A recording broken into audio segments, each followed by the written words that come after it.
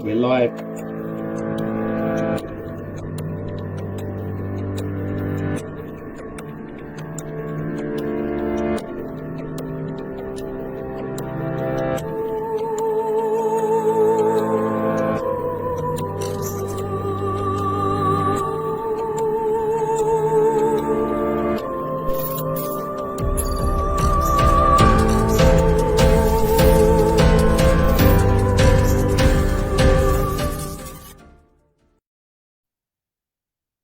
Hello, welcome to Integrity Live. Today we are talking to Jay Kamiraz. Hi Jay, how are you doing?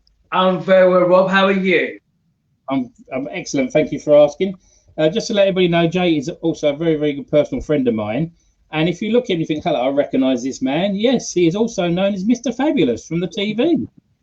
So, Jay, tell us a little bit about yourself. Well, a bit about myself. Well, as everybody knows, I am Mr. Fabulous. I was on the BBC One show altogether now, Series 1, Series 2, as well as the celebrity version as well. I have been in music and fashion for as long as I can remember. And, you know, I also help inspire people with my life story of things that happened to my life and how I changed my life around. And so yeah, that's Mr. Fabulous. Anything that's got fashion, music, a bit of soul and motivation, I'm your guy. Absolutely. Well, you do always dress well. I mean, look at this. Yeah, look. Well, the hair's changed a lot since then. I had the big Helen Shapiro hairdo, yeah. And so that hair, I had about for 3 years. And I had to make a statement on the show with that hair, and it served its purpose. It did very well. It got the attention that it needed. And then obviously since lockdown, I just decided that it was time for a change, and I wanted to try something new and maybe go back to an old Hollywood era with a bit of the kiss curls and a bit of 1920s, 30s, or even 40s look. And so that's kind of what I'm rolling with at the moment, and I'm enjoying it. And change is always good, despite what we're going through right now. It's always nice to have a little bit of a change in life. And it's always good to be positive as well. We all know it's bad times, but you've got to be positive, got to be happy, etc. How did you actually become the judge on the TV show? How did that come about? So I've been in the music industry now for over 20 years. I know I might not look it, but I've got shares surgeon. That's why I look so great, guys. Yeah, it's all the work I've had done. Having worked in the music industry for over 20 years, I've run gospel choirs, I've developed singers, worked with some great names, from the likes of Paloma Faith to Pitingo, who's a massive platinum-selling artist in Spain. I've even performed with my choir at Buckingham Palace. So I built up a rapport to become an expert on the show altogether now. And the producers actually gave me a call to ask me, they're actually doing a pilot for the show, and would I be interested in being a music judge? So I kind of said to them, well, I kind of took a different direction, because after doing music for so long, I kind of transitioned into fashion, and that's where my career was going. And so it was a time where I nearly kind of put music to a back burner. Gotcha. in order to pursue the fashion. And then I got a phone call saying that they're doing a pilot for the BBC, and would I be interested in coming on the show? And I said, look, I mean, I'd love to come on the show because I've got all the experiences. However, I am now kind of rebranded myself as Mr. Fabulous, and I have a new androgynous style, and I want to promote diversity, and I want to be happy and free in the way I look. Would you be happy in me being myself, being flamboyant, dressing the way that everyone knows me when they see me in pictures and they see me on TV? And they said that's exactly what they want, and they gave me the opportunity to be myself. Absolutely. And to show my androgynous self, because I've been living a very corporate life for a long time. You know, short back and sides, wearing a suit and tie to go to gigs, you know, and doing weddings and corporates for very, very big banks and corporate companies. And I needed a change. And so we did the pilot, and it was a huge success. And they asked me to come and do season 1. And season 1 was an absolute success. And I was sat next to my TV wife, Tina T, who's absolutely wonderful, who's also she's amazing. Who's also my best. Yeah. She's also my best friend. And and we did a season 2, and also we did a celebrity version. So that's kind of how it all happened. So there was things happen for at the right time for the right reasons. Hello.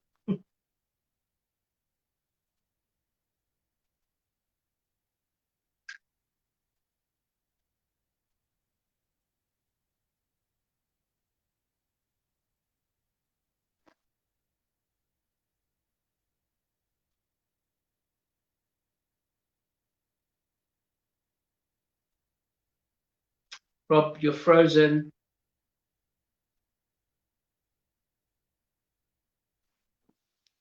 Can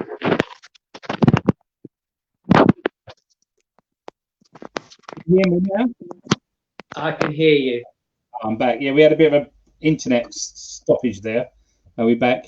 Yeah, I was saying the All Together Now show was absolutely brilliant. One of my favourites. But was it as enjoyable as you guys made it look? Because it looked like you was all having a party there, which was great. The good thing was everyone got on. I mean, even though the show was full of so many artistic temperaments, you know, so many divas, so many big characters. The amazing thing was everybody got together, everybody got on, and we became one big 100 family alongside Rob Beckett, who was the host, like the ringmaster. And let's not forget, you know, Spice Girl Jerry Halliwell Horner, who was like head judge, who was kind of like the representative, the big spokesperson for all the 100. And we all got on. You know, we all had a job to do, and that was to be a music expert, to give our views and opinions on talent and on a voice. And I think each time we got it right, and the right person won. Yeah, I agree. There were some great voices on there, some great singers though, and it must have been hard sometimes thinking, which one can I put through? Because some were really, really close, really good. Some were amazing, but also there were times where personality did win over the vocals as well. Yeah. And but a lot of the times, myself and Tina, what we were looking for somebody that had the triple threat, somebody who can sing, somebody who's got the personality, and somebody who can perform.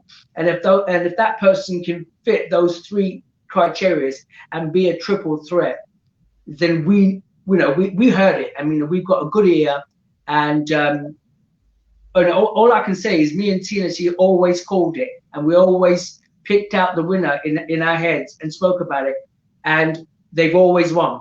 So we were doing something right. Absolutely, yeah. Well, let me ask you something else as well. Also on the line of music, can you tell us a bit more about your gospel choir? Because I saw it was at the last Holborn show that you did, what I attended. There was 4 or 5 people from the gospel choir there, wasn't there? So there was 4 or 5. So with the gospel choir, the show that you came to, that was me celebrating my 16th year as a gospel choir director. I started back in 2004 when the tsunami happened. I was asked by a big broadcasting channel to raise some money for the victims and their families. And I decided to put a choir together.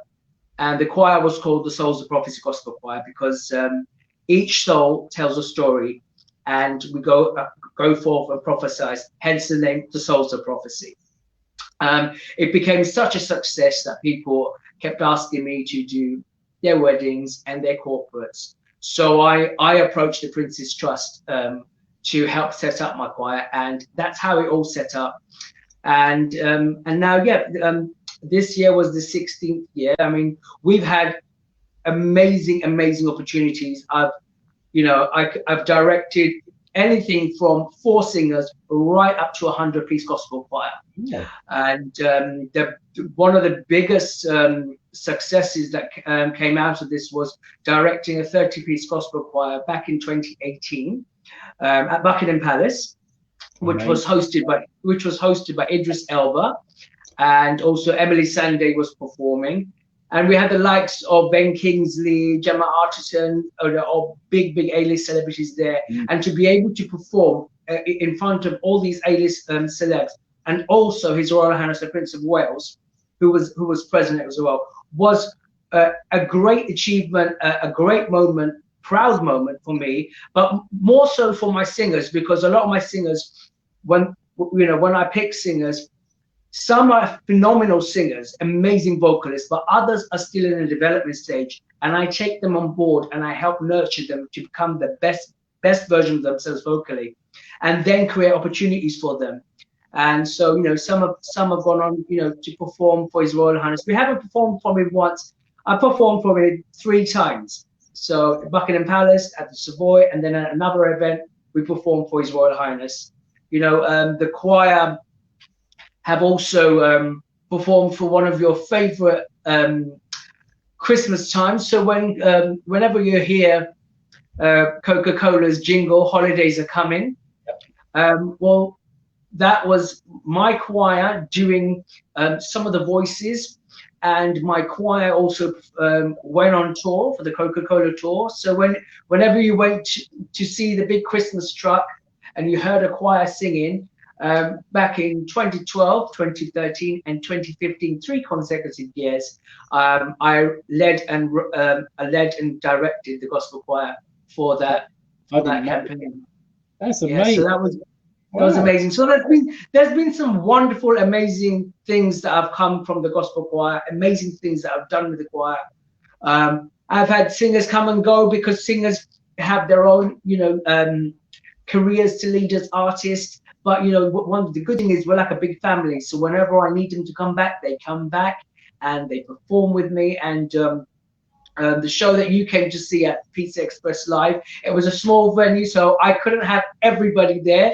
So I had a fabulous selection of some beautiful female vocalists who have been in the choir. Some who have been there a long time, and some who are quite new. But that is exactly what Souls of Prophecy is all about. Is providing opportunities, encouraging and empowering people to be part of a voice. Well, it was an amazing night, absolutely amazing night, and the voices were brilliant, and the songs you chose were really, really good as well. Thank you. Yeah. What have you been doing recently then? Have you been up to anything in the last couple of weeks that you can talk about? Well, lockdown obviously has been tough for us all. But I am the forever optimist. I don't let things bring me down. You have to use this opportunity to create content, be busy. And this is what I've been doing. I've been creating a lot of social content. I have a wonderful team now that I'm working with, doing video content, doing photographic content, editorial content, and sharing that to the world right now, and bringing a visual joy to people, because right now we can't see each other, we can't touch each other. Yeah. So why not create visuals so people can see and be empowered and be encouraged by it.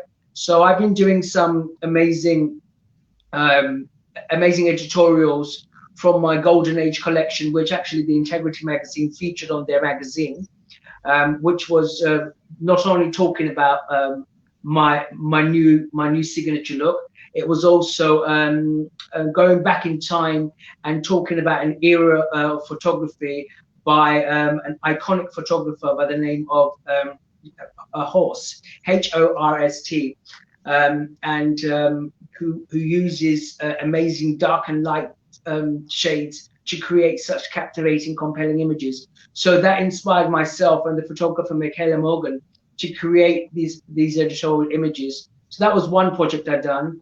And then most recently, I've been working with my wonderful team at Foxography, Alvaro. We've done a Black History Month editorial called Brown Yeah, and it's called Brown Oak Black Mahogany Soul. So guys, look out for that on social media very soon. That will be posted, and they are amazing, amazing, breathtaking images with myself and one other very special person, and you will see that tomorrow when I post. Brilliant. And you will recognize her. You all love her.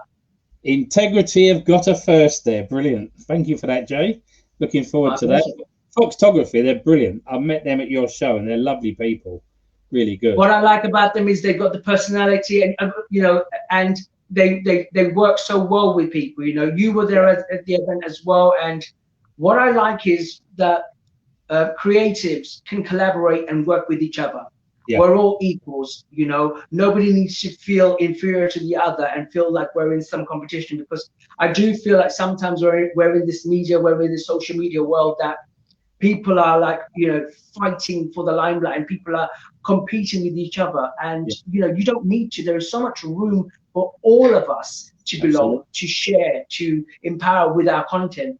You know, and we can also work together. Sometimes I think the best and most beautiful work comes from when people come together and work together as a team. Absolutely. Well, you touched on it earlier. You know, we've had a bad time. We've had lockdown. We're now on tier 2, tier 3 in different places. But as you said, we can keep in touch with each other now, like what we're doing tonight, which we couldn't have done 25, 30 years ago. So it's great. Use this opportunity to be positive and talk to people and see people. And that's what it's all about, you know. And for you to sing to us as well, which would always be good, which is a great thing. Yeah. So it's great.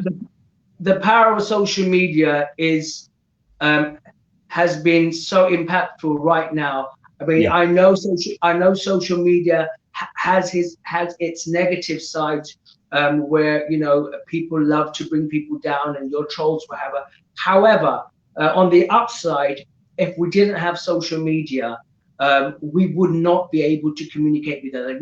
We would be going back to a letter and a piece of paper, but back in the olden days. So during Zooms and during this live stream that we're doing, that you've created with Aliyah at Integrity, you know, being able to have platforms like this where we can talk, where we can share, you know, that I applaud, and I think we need more of this. I think live streaming is the way forward, and it's going to evolve more and become even more bigger. And I think we need to do more of this. So me personally, I thank you guys for inviting me to be part of this show, and I applaud what Integrity are doing with your live stream podcast and your live stream shows, and keep doing it, guys. Excellent. Thank you for that. And also thank you for giving up your time. I know you're a busy person, but also when Aliyah does a show, you're always there. You always come and support it. So thank you very much for doing that, Jay, in the past. My pleasure. I think it's important that we support each other, because I say, you know, it doesn't matter how big in life you get. You got to remember the people that were there from the start, that helped you and who were there for you. And if you forget that, what you got to remember is there might be a day where you're going to be coming down. And when you're coming down that ladder, you're going to come across all those people that you disregarded and you completely neglected. And you're going to have to explain yourself. You know, actions have consequences. And I've always been taught to have humility, to have a bit, you know, this is, you know, you guys are called integrity. You know, I've been brought up, and the word integrity has been instilled in me from a child. You know, is to be humble, is to have a kind-hearted, humane approach to life, have a forgiving heart, be there for people and encourage people, because, you know, and also help inspire the young people, because, you know, they are our future. You know, just because all of a sudden you might become a Hollywood star doesn't give you the right or the excuse then to completely shut everybody out. That's not that. The way I look at that, then you were never sincere, and you were never the person that everyone thought you were. Absolutely, well said. Well, one of my biggest heroes, and I also managed to meet him and have a one-to-one conversation in the street with him, was Muhammad Ali. Right? Oh, wow. Now, he was like one of the biggest stars of all time. But he would never walk past anybody in the street without talking to them or signing autographs, even when he was unwell. So, you know, if he can do it, so can everybody else, you know? that shows a man of loyalty, that shows a man of integrity, and that shows also a man that comes from a sincere place and a place of experience. Absolutely. And so yeah, you know, it's nice. It's nice to have those kind of memories when you meet people like that, and to be able to. He's such an iconic figure, and you know, we would hate to think that he wasn't a nice person. So to hear that, you know, it's wonderful. Yeah, it's true. And also, it's like you touched on earlier about social media. Social media and the internet is good if you use it right. And as people start using it right, it'll be a great platform. And like you say, it's amazing. Forward. Yeah. So that leads on to my next question, actually. Concerts. Now, I love going to concerts. I've done since I was 15 years old. How would you see concerts in the future, the way things are going on with social distancing and that?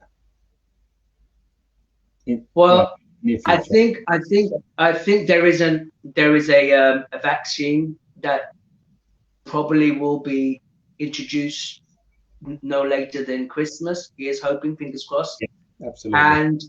And hopefully things can go back to normal. But then, because people have invested so much money and so much new technology and time into building new ways of performing, I think there will be your social distancing, you know, crowd control. But I don't think the music will stop. I don't think the power of music, performing, storytelling will stop. I think we will find a way to do it. Right now, you know, the hospitality and entertainment industry has been hit so hard.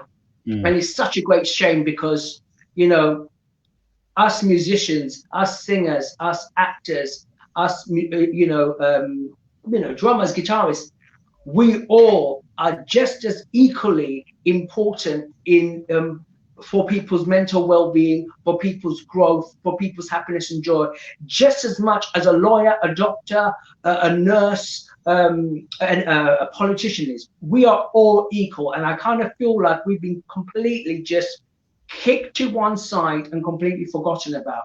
But like I always say, you know, we'll come back and we'll rise up stronger. And absolutely, you're going to need us again. You're going to need us again. You're going to want to come to our shows. You're going to want to buy our tickets. Right now, you might want to neglect us and not give us the time of day. But soon, you're going to be one of our, you know, you will want to be our best friends again. You're going to be buying our albums. Yeah, well, that's good, because music is my life. Music has always been my life. And, you know, you've got to be happy. You've got to be good. And you've got to be positive, what we spoke about today as well. And also, music is power. Sorry? Music is power. Music is power. And also, I'd like to thank you as well for getting involved with the Share a Smile campaign that my friend Victoria Georgeville organised. And see, again, that's you. I turned to you straight away. I said, look, I need a photo done with Share a Smile. And you did it within a couple of days. It was back. And I really appreciate that. And so did Victoria. So thanks for that. My pleasure. You know, what people have to understand is, you know, I deep down know when I hear of an event or somebody wanting help, I will gladly help. There, you know, I'm gonna have to be honest. There are sometimes people ask you to do things, and you don't feel like it's coming from a sincere place, and people are, without you realizing, behind your back monetizing from your goodwill. And what I love about what you do is I always love and get involved, because I know that what you guys are doing at Integrity, what you are doing with your friend at the Smile campaign, it all comes from a sincere place, and that's why I get involved. Thank you. So I keep losing connection. I'm having a bit of a problem with the internet tonight, but that's unfortunately the way it goes. But it's always to keep humour going as well, because I think humour and music are the winners in every sense, and that's what it's always been about. Humour is, you know, I'm so lucky to have my partner David in my life, who's an absolute nutcase, who makes me laugh. A lot of you would remember us from the iconic cult commercial for Hungry House called the Chicken Balls and Chow Mein, which became such a big phenomenon. It made people laugh. We were a bit like Marmite, you either loved us or you hated us, but the majority absolutely loved us. And we just made people laugh. And what's really nice is that people still kind of recognize us, and it's Dave's little it's his thing that he holds on to, and he loves it when people recognize him and stuff. And the fact that we can make people laugh still, that's testament to our relationship. Absolutely. Well, I think the world of David. I think he's a fabulous person. I mean, when I bought his picture of him drinking that red wine, he absolutely loved he loves his wine. Everybody knows he loves it, and his his little bit of wine. That's why I'm he's not here today, but yes, this is for him. He's at his, I'm at mine. Gotcha. He actually did the Share a Smile campaign as well, which was fantastic. Brilliant, both of you. My last question normally, and you've answered it, is what does integrity mean to you? But is there anything else you'd like to tell us before we go? Integrity comes from a place of warmth. Integrity comes from a place of transparency. It comes from a place where we are giving, we are encouraging, and we empower and inspire each other. And if you don't have a good heart and you don't have a forgiving heart, then you don't know what integrity is, and you have to go and learn it. I'm proud that through experience I have acquired integrity, and I have learned integrity, and that is instilled in me. And I can go forward and I can help encourage, empower people with my story, and continue to build wonderful friendships with the likes of yourselves, with the likes of Aaliyah, with the likes of everybody at Integrity and the family behind Integrity. I'm going to say I'm proud, and I'm proud to be here talking to you and your audience. And I'm sure that's not going to be the first time we're going to be talking to each other and empowering each other and bringing joy to each other through the power of being on screen. Absolutely, I quite agree. And it's been an absolute pleasure knowing you over these last few years, and I can't wait to see you again in concert, even just in person as well, to have a drink with you and a chat and to just have a great time, because you're always giving. You give a lot, and it's brilliant, absolutely brilliant. Thank you. I will raise my glass to you. Cheers. Cheers. Can I just say one last thing? Can I just say that experience is a good teacher, and you are never a victim of the past, and don't let the past control you. You are a master of yourself, and anybody out there who's watching this, you can conquer anything you want to conquer. You can achieve anything you want to achieve. That you have to wake up every morning and tell yourself that you're beautiful, tell yourself that you are talented, and tell yourself that you can conquer anything that you set your mind and heart to. And I trust me, it will happen. You just have to believe and have a good circle that you can confide in, who are there at your most darkest, and who you can be vulnerable with and open up to and share all your deepest thoughts. I think that's really important. I think that's brilliant. What a way to end. Absolutely fair. Jay, thank you for giving us your time today. I know you've been busy. And we're looking forward to this special video tomorrow. It's a photo, but there might be a video. You never know. Well, keep hoping. But listen, thank you very much for your time. Thank you for being a guest of Integrity. Thank you for coming to all the shows. And I'm sure when we get back to normal and Aaliyah does another show, I can imagine me standing there, and you're going to be one of the first people to walk through the door. I know that for a fact, because that's you. Listen, you take care. Have a good rest of the evening, and look after yourself. All the best.